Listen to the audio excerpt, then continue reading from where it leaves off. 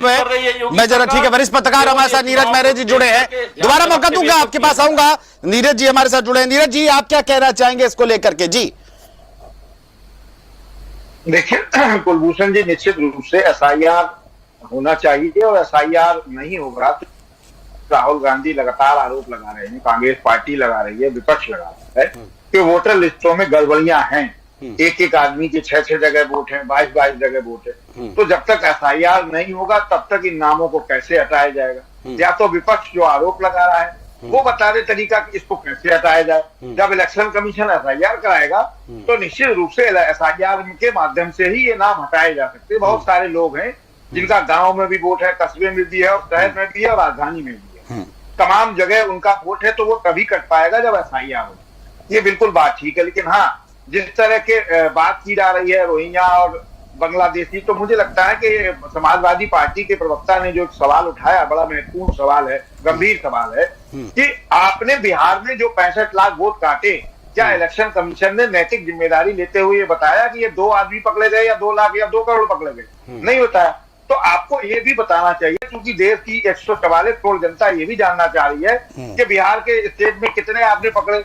हम पश्चिम बंगाल में मान सकते हैं, बांग्लादेश का बॉर्डर है, कि वहां लोग आते रहे होंगे, जाते रहे होंगे।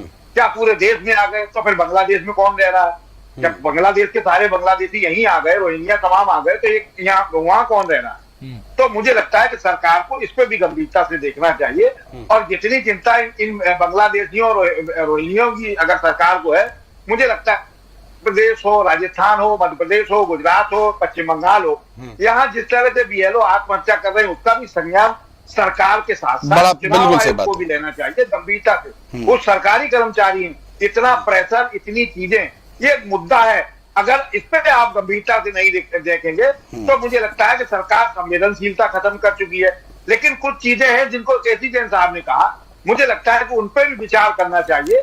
उन चीजों को भी अगर लेके चलेंगे तभी एक सामंजस्य बैठेगा, और तभी इस एसआईआर का फायदा ही होगा कि तभी हम जान पाएंगे कि एक्चुअल में हमारे असली मतदाता कौन है। जो लोग मर गए, बहुत से लोग हैं जिनके वोट आज भी वोटर लिस्ट में, हम नहीं देखा, तमाम लोग हमारे अड़ोस पड़ोस में रहते थे जो नहीं है, दुनिया में नहीं है, लेकिन नाम उनका है। उनका नाम कैसे कटेगा, ये तरीका एसआईआर का है। लेकिन आरोप प्रत्यारोप करना और इस तरह की बात करना, ये बिल्कुल बात ठीक है कि आपको जब ये पता है कि उत्तर प्रदेश में अभी चुनाव नहीं है, थोड़ा समय दिया जाना चाहिए। शादी विवाह का भी माहौल चल रहा है। एक तो बीएलओ की शादी थी, उसको छुट्टी नहीं दी गई, उसने आत्महत्या कर ली। रोज एक ने घटनाएं इस तरह की आ रही हैं। मुझे लगता है कि सरकार उसको गंभीरता से ले, और चुनाव आयोग को स्पष्ट करना चाहिए कि बिहार में इतने लोग बांग्लादेशी पकड़े गए, तो उनसे उसका भी ब्यौरा देना चाहिए। बिल्कुल आपकी बात सही है, 65 लाख का भी ब्यौरा जो है वो देना चाहिए। लोग आए हुए हैं, बिल्कुल बिल्कुल वाजिब सवाल है आपका नीरज जी, बिल्कुल ठीक, बिल्कुल बिल्कुल जी। बाहर के लोग अगर हमारे यहाँ आए हुए हैं तो निश्चित रूप से हमारे यहाँ शरणार्थी बन के रहे, वोटर लिस्ट में कैसे आ जाएंगे वो? इसकी भी जिम्मेदारी चुनाव आयोग और सरकार की है। जी बिल्कुल, तब तक चलते हैं नीरज जी। और जिस तरह से ये स्थिति बनी आई है, और कहीं ना कहीं नैरेटिव अगर मैं बोलूं राष्ट्रवाद वाला, तो क्या आपको लगता है? देखिए, अगर बात राष्ट्रवाद की हो रही है या और किसी चीज की आप कर रहे हैं, तो राष्ट्रवाद के तमाम पैमाने हैं। उस समय देश की भारतीय जनता पार्टी का राष्ट्रवाद कहां चला गया था, जब कर्नल सोफिया और उनको आतंकियों की बहन बताया गया था। उस समय राष्ट्रवाद कहां चला गया था, जब कहा गया था कि देश की सारी सेनाएं प्रधानमंत्री के चरणों में नतमस्तक हैं।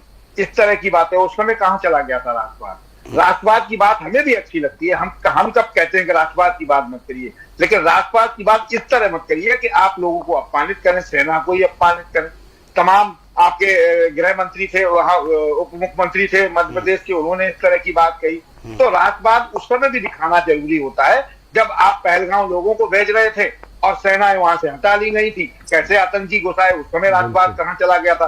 3 दिन पहले, 4 दिन पहले वहां जो है गृह मंत्री स्वयं जाके वहां का मुआयना करते हैं, तब सारी व्यवस्थाएं ठीक होती हैं। उसके बाद जब लोग भगवान भरोसे आप वहां भेज दिए, अब उनकी भगवान रक्षा करेंगे, आतंकियों से रक्षा कौन करेगा? सेनाएं आपकी वहां थी नहीं। राष्ट्रवाद उस समय अच्छा लगता है, तमाम चीजें। राष्ट्रवाद उस समय कहां चला गया था, जब लाखों की संख्या में किसान दिल्ली की, देश की राजधानी के बॉर्डर पर बैठा था, तब आपने राष्ट्रवाद चिंता नहीं की थी।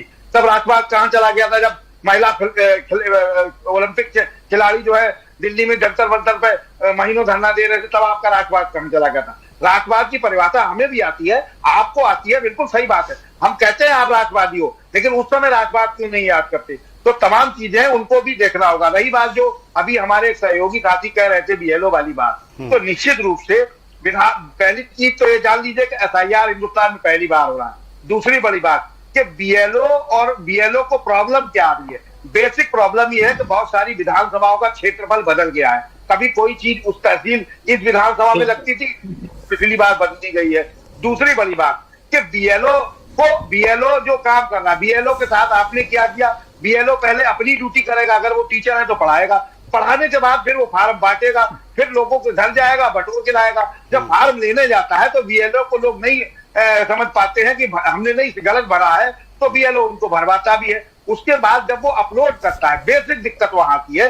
हिंदुस्तान के किसी भी शहर में खड़े हो जाइए, जहां जहां आपका एसआईआर चल रहा है, वहां इंटरनेट की स्पीड इतना लोड है कि वो अपलोड नहीं हो रहा। आपने उसको टारगेट दे दिया कि 100 फार्म आपको अपलोड करने ही करने। अब वो खाना खाने नहीं जाएगा तो जिएगा कैसे? नींद आ जाएगी, उसे काम नहीं करेगा, आपका प्रेशर रहता है। तो निश्चित रूप से अगर आपने इतने बड़े सॉफ्टवेयर लगाए हैं, इतना सिस्टम है, इतना हाईटेक सिस्टम है, उस सिस्टम नेटवर्क सिस्टम को भी आपको हैवी करना होगा, जिससे वो अपलोडिंग में कोई दिक्कत समस्या नहीं आए। यही दिक्कत आती है महिला जो आंगनवाड़ी कार्य करती हैं, वो अपने घर का काम करें, घर के बाद फिर वो अपनी ड्यूटी करें, फिर बीएलओ की ड्यूटी निभाएं। तो उन महिलाओं को तरफ भी देखना होगा आपको। जिम्मेदारी सबकी अपने परिवार के प्रति भी है, आप देश के प्रति है, प्रदेश के प्रति है। हम कभी नहीं कहते कि देश के और प्रदेश के प्रति उनकी जिम्मेदारी नहीं है, लेकिन उनके परिवार के प्रति भी उनकी जिम्मेदारी है, उसको भी गंभीरता से लिया जाए। तमाम ऐसी चीजें हैं जिनको हमें गंभीरता से लेना होगा, क्योंकि वो ना तो बांग्लादेशी हैं, वो हमारे ही देश के रहने वाले हैं, हमारी सरकार की नौकरी कर रहे हैं। निश्चित रूप से प्रेशर रहता है, और जिलाधिकारी हैं या जो और भी बड़े अधिकारी हैं, उनके ऊपर प्रेशर आता है, वो बीएलओ के ऊपर। लास्ट में जाके अटकती का मामला बीएलओ पर, तो बीएलओ क्या करेगा? कितना काम करा लोगे आप? या तो उससे आप इस पर कह दीजिए आप पढ़ाइए मत, आज 2 दिन आप पढ़ाने, दूसरा टीचर जाएगा, 2 दिन आप काम करिए, तो वहां बीएलओ को प्रॉब्लम नहीं आएगी। सबसे बड़ी जो समस्या है इंटरनेट की, उसको मुझे लगता है गंभीरता से देख के चुनाव आयोग हो या सरकार हो या भारत सरकार हो, उसको ठीक कराने की आवश्यकता है। जी कुलभूषण, बिल्कुल आपने बहुत सही बात कही।